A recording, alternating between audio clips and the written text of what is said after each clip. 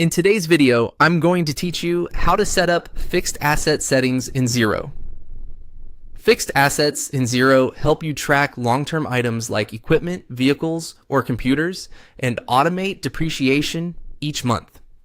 Getting the settings right once saves you time and keeps your balance sheet and profit and loss accurate. Let's walk through creating an asset type with the correct accounts and depreciation rules.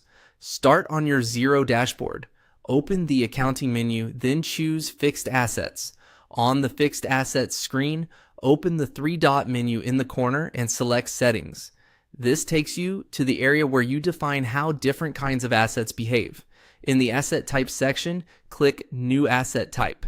Give your asset type a clear, descriptive name that your team will recognize, like computers, office furniture, or vehicles.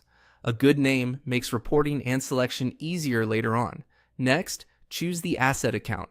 This should be a fixed asset balance sheet account where the original cost of the asset will be recorded.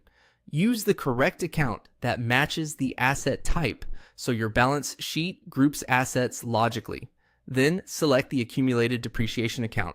This is a contra asset account that holds the total depreciation to date. Make sure it corresponds to the same category as the asset account you just chose, so net book value is calculated correctly. Now pick the depreciation expense account. This is a profit and loss account where the monthly depreciation charge will post. Choose an expense account that reflects the nature of the asset, such as depreciation, furniture, or depreciation, vehicles.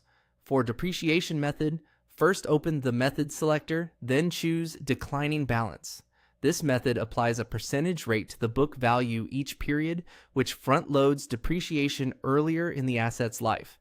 It's commonly used for assets that lose value faster upfront. Set the averaging convention. Choose full month if you want depreciation to start from the beginning of the month the asset is acquired, or choose actual date if you want depreciation to start from the exact purchase date. Full month keeps things simple. Actual date is more precise. Decide how to calculate depreciation based on either rate or useful life. If you know the percentage rate required by your policy or tax rules, choose rate.